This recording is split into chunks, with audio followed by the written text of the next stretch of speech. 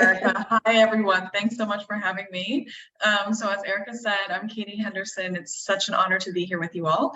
So I'm going to give sort of a brief introduction to me and my work, where I am, and then we can sort of dive into some of the research that Erica mentioned and that we hopefully can dive into a little bit more during the Q&A. I'm excited to hear some of your questions. So as Erica mentioned, I'm Katie Henderson. I work at Oxfam as a researcher. So first I'll tell you that Oxfam is a global anti-poverty organization, and Oxfam has existed since just after World War II, so it's been around for quite a while. And it originally was created to help famine victims, people who did not have enough food and were starving because of global supply lines that were down after World War II, which sounds a little familiar in terms of the type of hunger that we're seeing across the world today as a result of COVID and broken global supply chains. So history tends to repeat itself or sometimes just echo. So that Oxfam was created just after World War II. They opened a United States office in the 70s, and maybe 30, 40 years ago, there was a realization that it is very insincere to work on poverty all over the world and not think about poverty in the United States, in the backyard of the organization itself. So what I work on is thinking about poverty and inequality in the context of the United States. And in this country where you have to work to survive, you have to work to eat, to have access to things like healthcare, the way that we address that problem and that question is really largely through the question of workers' rights and labor policy. So that's most of what the research is that I focus on. And just to say quickly, for me, that work is really personal. I'm from a very small town where some of the people that I grew up with were functionally homeless, had huge economic inequality where I'm from, despite everyone working really hard.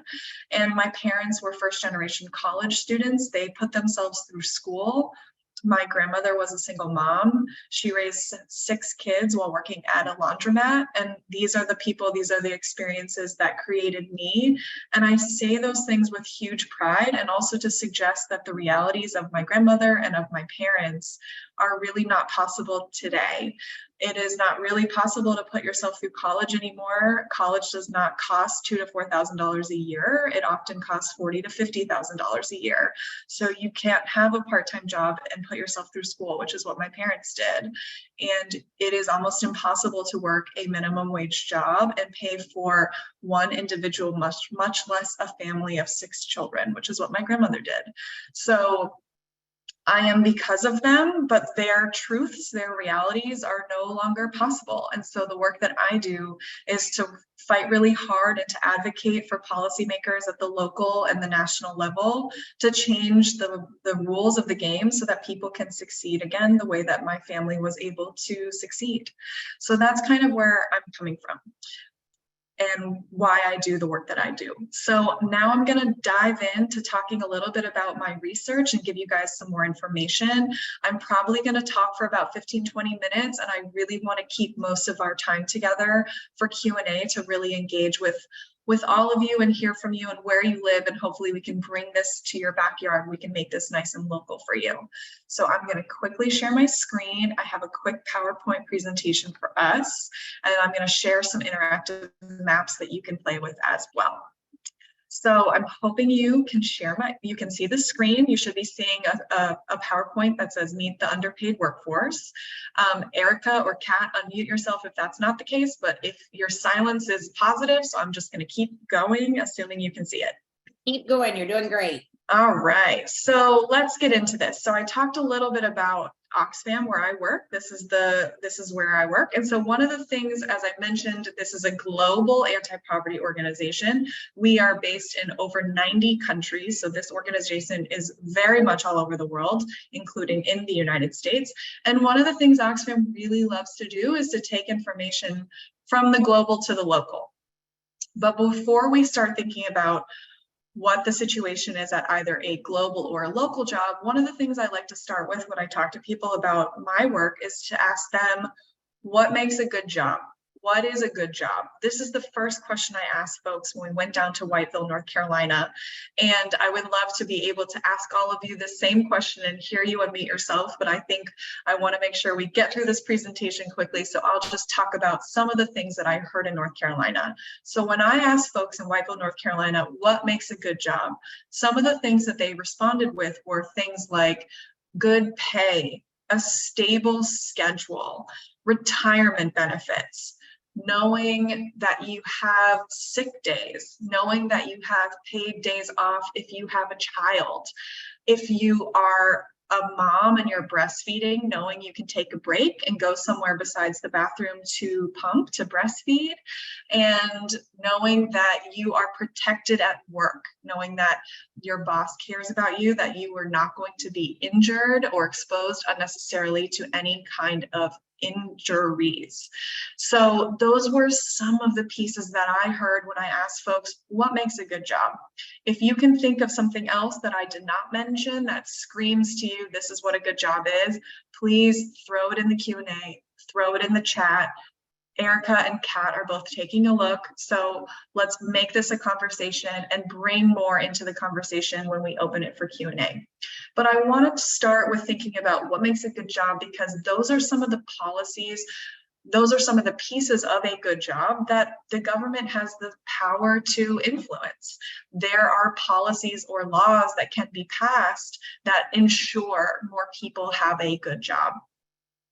So let's start and let's think about this. As I said, Oxfam works globally and we also work locally. So let's start at the global level and then we're going to take it local. So just recently, I released a report that looks at labor laws across all of the economic peer nations of the United States. So the US is basically the richest country in the world, but there are many countries that have almost the same amount of wealth as the United States.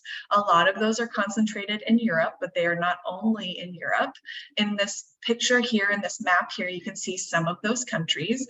And we wanted to understand, where are there countries, where are there laws where if you work really hard, you are supported, you are paid well, you are protected, you have the right to organize, you are given time off to celebrate new children or to take care of loved ones. And the reality is the United States does very poorly when it compared to their peer countries. I looked at 56 policies or laws across 38 different countries, and the United States is at the worst, or is either the worst or nearly the worst across all of those 38 countries in terms of supporting workers and worker rights. So the US compared to other countries is just not doing enough. But now that's the global. Let's now bring it more local. So one of the big pieces of research that I do every year is called the Best States to Work Index. This is an index looking at laws, labor laws, policies across all 50 states plus DC and Puerto Rico, focusing on three big themes. And those themes are wages, worker protections, and rights to organize.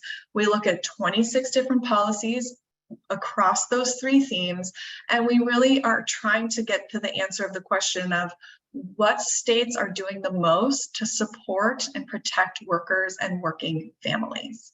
So earlier when I asked what makes a good job, the answer to those questions can really largely be found in this piece of research. So we're looking at what are those states that are doing the most. And the reason we created this project, this research has been coming out every year for the last 5 years, is because this is a moment when the federal government isn't doing a lot to change the laws as it relates to workers. As Erica mentioned, the minimum wage has not moved for a very long time. It has been even longer since the tipped minimum wage has moved. So the federal government not doing enough. So we wanted to know, what are states doing? What states are stepping into the gap left by federal inaction? So that was the question. Now let's look at some of the results. Erica, I see you just came back on camera. Did you want to jump in? Well, I just wanted to throw in some of the things that folks have said about the good job, because we've got some wonderful answers in the chat. Please. We make this some interactive. So Dolores says not having any supervisors who speak or treat you with verbal emotional abuse or belittle you. Keith says, I don't think Kaitlyn mentioned health insurance per se, it's vital. Cassian says, a trust that you are not being exploited and that you're being treated with respect and dignity and with a mutual understanding from your employer that you are human. That one really struck me. Karen says, respect for what's done, paid time off and optional non-paid if leave is available. Sophia says protection against ethnic, religious, and sexual harassment. So thanks for everybody adding those into the Q&A. Those are some wonderful comments. Thank you, Kaitlyn. Go ahead. Those are huge. Those are so important, and every single one of them are absolutely vital. And actually, those are perfect segues to talk a little bit more about this index, because a lot of those pieces that you've raised are captured in some of our research, which makes me feel like we're doing our job. If I'm hearing from individuals like you and you're identifying your priorities, and if your priorities are reflected in our work, that makes me feel like I showed up today and I did what I needed to do. So let's dive into some of the pieces that are captured in our index. So the best and the worst states to work. How are different states doing? So this is probably a little hard to read. It's very teeny font, but basically on our website, and I can share it with you afterwards, is a list of all 50 states plus DC and Puerto Rico, looking at how are they doing. I'm going to show you a map in a second, which visually is a little more easy to see, but I want to just point out what we're seeing on this. So number one, we have Oregon is doing the best, and at the bottom we have North Carolina. I want to point out North Carolina because that's where we were recently talking to community members, thinking about what's going on there. So let's think a little bit about what are the differences between Oregon on one hand and North Carolina on the other. Let me show you a map so you can see a little bit clearer which states are doing well, which states are sort of struggling. So this is a visualization, a little easier to see what's going on. The darker green a state is, the better they're doing in our index. The darker red a state is, the worse that they're doing in our index. So what's going on here? As you can see, the states on the coast are doing a little bit better. We're talking about the coast in New England. These are states that are performing really, really well, are demonstrating what needs to happen in terms of how states should support workers and working families.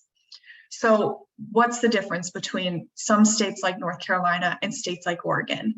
In states like Oregon, we have a much higher minimum wage than the federal standard of $7.25. And in Oregon, Oregon is what is called a one fair wage state, which means the minimum wage and the tipped minimum wage are the same. So it is not $2.13 for tipped workers in Oregon. It is the same as their minimum wage, which in 2022 was above $13, and now in 2023 has risen once again. What's happening in North Carolina? In North Carolina, as Erica probably has already mentioned, and as I'll say, the minimum wage is $7.25. The tipped minimum wage is $2.13. So already we're seeing a huge difference. What are some of the other differences in terms of the states that perform well in the index and the states that are struggling a little bit more? States that perform really well, they have paid sick leave. All workers are entitled. They have paid family leave, which means that you can take paid time off from your job if you have a child or if there is a family emergency. They have protection against discrimination.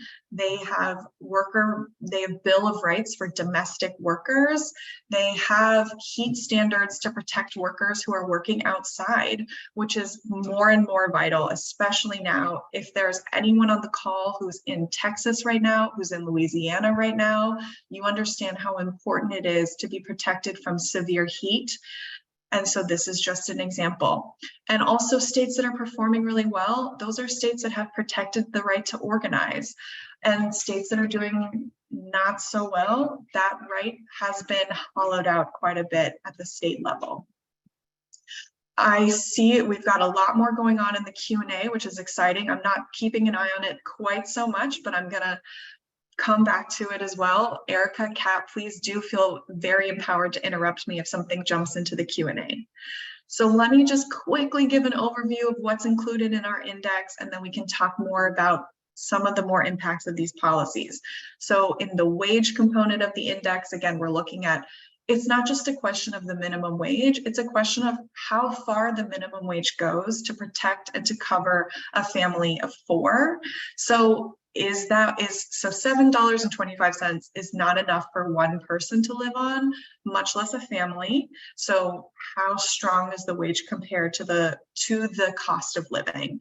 Looking at tip minimum wage, as we saw, looking at the ability for localities to set their own minimum wages, looking at if farm workers are included in minimum wages. Farm workers are a community of workers that have historically been excluded from a lot of federal protections. Some states are stepping in to make sure that they are included, but at the national level, this exception still exists. We also look at unemployment payments. The importance of unemployment insurance is that that is a system that was created to support workers who lost their job through no fault of their own and simply need a little bit of help to get their bills paid before they get their new job, right? And so that's a system that really, really matters. Moving forward into a new dimension. So the worker protection part of our index, we're looking at equal pay. We're looking at pay transparency, making sure that people know what they're being paid and making sure that that helps keep it fair. A requirement for paid sick and paid family leave. No one should have to choose between staying home sick or taking care of a sick child and a paycheck. That is unfair. It should not have to be that way. So those are some examples. Protection for a fixed and fair schedule. It means you know when you have to work, someone can't change it on you at the last minute, and it is not asking for you to work without a break. As I mentioned before, a heat standard for outdoor workers, protection against sexual harassment, protection for women who are pregnant and breastfeeding. I want to pause on this one quickly. We're really excited about the fact that in the last legislative session of the US National Congress, 2 bills were passed in 2022, which means that this year in 2023, this index is going to look a little bit different. The bills that passed that we're so excited about are the Pregnant Worker Fairness Act and the PUMP Act. What those 2 bills did is it allows every worker in this country the right to express breast milk at work, to pump while at work, and it gives every worker in this country who's pregnant the right to fair accommodations at work. So if you're pregnant and if you can't be on your feet for 8 hours, you are entitled to a chair. These really simple things that help support women at work, but especially pregnant workers, hugely important. New policy from the federal government. So we're really excited that now we don't have to track those policies in the Best States to Work Index because the government did more. And then protection for federally excluded workers. I mentioned that farm workers are a community that are excluded from federal policy. So are domestic workers. So we also look at which states have expanded rights to domestic workers. One thing I want to point out that in a state like North Carolina that does not do very well in our index, most of these policies that I have mentioned, especially in this worker protection dimension, don't exist at that state level, but do exist at the state level for some of those states that are performing a little bit better, like Oregon or Washington State, California, Washington, DC. Those are just some examples. Okay, moving forward, because I want to keep a lot of time for Q&A, and our right to organize dimension, the last of the 3 dimensions of the index, we're looking at the right to unionization. We're looking at the ability to collectively bargain for public employees, really thinking about especially public school teachers that are, if we're thinking of like public K through 12 teachers, often they're not paid as much as they should be or not quite enough to live on. And when there's the ability to collectively bargain, it means that typically their pay is raised. Looking at project labor agreements, those are typically agreements between governments and contractors to do things like building new roads, protection against retaliation, especially retaliation when employers are accused of wage theft, and statewide policies on collective bargaining. Okay, this is a lot of information. We're going to get into deeper details when we get into the Q&A. Kat, Erica, I see someone has their hand raised. Do you want to take a pause and engage with the hand raise? No, I think let's get through the presentation. We'll do our questions and through our question and answer. Great. So everyone, I see your hands going up. I'm so excited to engage with you. As soon as we're done, bear with me, we're going to get into it. So, okay, why does all of this matter? Why do these policies matter? I want to give you an example using North Carolina, because again, that's where we recently were. We were in the community. So I'm using them as an example, but this applies to literally anywhere anyone lives. So we were in Whiteville, North Carolina, which is in Columbus County, North Carolina. And that's where we're going to take this example. So here's an interesting resource for everyone. There is a wage calculator that is provided by MIT, the Massachusetts Institute of Technology, that calculates what they call a living wage. So this is essentially a calculator that takes into consideration the average cost of things like housing, childcare, food, transportation, etc., and gives an estimate of how much it costs in that county or state level to be either a single adult or an adult with a partner. Maybe your partner is not working, or two adults that are both working, and then either you have children or you don't have children. So that's essentially what we're looking at, is a spreadsheet of some of that information. But what I want you to look at the bottom is, let's look at the very last line, right? This is the line that gives an estimate of how much money you need to make just in order to survive. We are using these numbers for Columbus County in North Carolina, where we were in Whiteville. So let's look at a single parent with one child. The amount of money you need to make in order to survive is over $67,000. Okay, let's keep that number in mind. So if we're thinking about this, and here's another breakdown, how much is enough to live in North Carolina? So a single adult with no children needs at least $35,000 a year. A single adult with a child needs around $74,000 a year. So these, and we're thinking about this hourly as well, because often employers pay by the hour, right? So almost $17 an hour if you have no kids, almost $36 an hour if you're a single parent.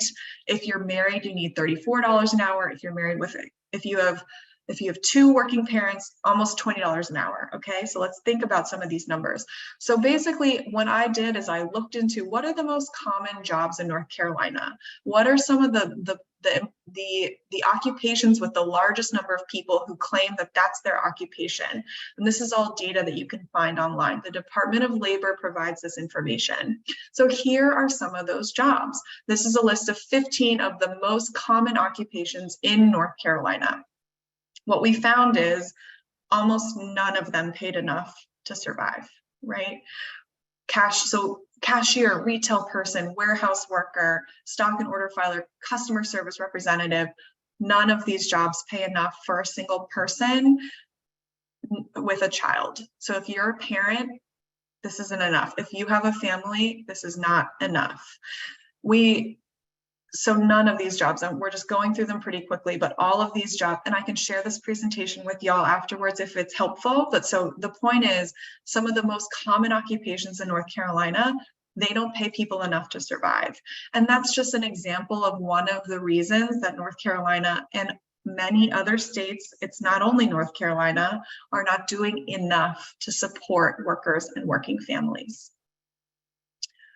So one other piece of research that I wanted to talk to you about really quickly, and then we're going to be done, is I did another research project called The Crisis of Low Wage Work, where we were looking at who in the United States makes $15 an hour or less. And we did a full demographic breakdown, which is to say we looked at what are the genders of people who make less than $15 an hour? What are the ages? Are they parents, yes or no? What is their race and where do they live? So we were looking at what states have the highest concentration of people making less than $15 an hour. Here's another map for you. The darker the red, the higher proportion of people in that state make less than $15 an hour. The lighter the color, the lower proportion of people in that state making less than $15 an hour. What's the connection here? The states that are the darkest red are those states that have not raised their minimum wage. It's still the federal standard of $7.25. The states that are a lighter color, those are the states that have raised their minimum wage much higher. People are making more money there, so it's easier for them to make ends meet. Why does this matter? It matters because we are not talking about teenagers. We're not talking about kids with after-school jobs in high school. We're talking about adults. We're talking about parents. So again, I'm going to give you some examples from North Carolina, but we have this data for every state. So wherever you live, I'm going to put a link in the chat. That is the interactive map. You can click on your state and it's going to tell you this information. But let's just look at North Carolina. In North Carolina, 37% of workers make less than $15 an hour. They are overwhelmingly women. We're looking at 45% women. They are parents. So many parents are making this money. It means that they're not be able to make ends meet. They are of every race, as you can see, but women of color are disproportionately represented. That has everything to do with something that we call occupational segregation, or it's a type of segregation where women, but specifically women of color, are in jobs that are paid less. And we're talking about jobs like childcare providers. We're talking about nurses. We're talking about restaurant workers. And so these are systemic problems that have everything to do with the way we value the work of individuals. And these are problems that we can solve, right? If we get rid of the tipped wage, it makes a huge difference. If we raise the minimum wage, it makes a huge difference. And it has an impact on parents. It has an impact on adults. So again, the difference here, let's look at the difference between adults and teenagers. It is overwhelmingly, these are adults who are not making enough money. It's not teenagers, it is adults. So this makes a huge difference in our society. So again, in many states, I'm sure some of the states where you all live, the minimum wage is still caught at $7.25 an hour, or if you're a tipped wage worker, like a restaurant worker, it is $2.13. North Carolina is one of those states. Why does that matter? It matters because we are keeping people unable to afford their basic cost of living. And the truth is that when we raise the minimum wage, it actually helps all of us. It helps more people to have money to invest in small local businesses. It means that we have the ability to support our communities. And honestly, raising the minimum wage doesn't actually mean that prices need to go up. I know that all of us are feeling the impact of inflation. Food is more expensive, transportation is more expensive, housing is more expensive, education is more expensive, but often those are choices. For example, a hamburger in North Carolina at Burger King, say, costs the exact same as a hamburger in Oregon at a Burger King. It is the same product, it is the same price. The only difference is the person working behind the counter is paid a radically different wage, and that's a choice that was made. And so a new choice can be made, which is exciting. And the whole point here is that every working person, but certainly every working person deserves more, but especially working families. People work really, really hard. They should be respected. They should be rewarded. They should be paid appropriately. They should be protected at work. And these are just some of the policies that we really focus on at Oxfam.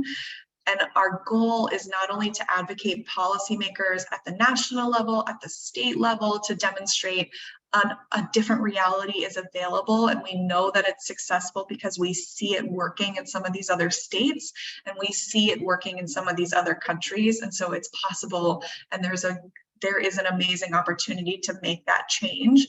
So that's one part of it. But the other part of it is we want to let people have easy access to this information. We want y'all to feel like you know where the information lives, to feel empowered to contact your representatives and say, hey, I understand that there's a choice being made in our state or in our county or in our city to not do X, Y, and Z, but next door in the city next door and the state next door and the country just above us, those choices look differently and people are not struggling as much. And so we should make different choices too.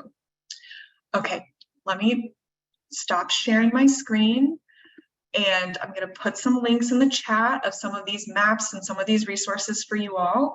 And now let's open it up for some Q&A.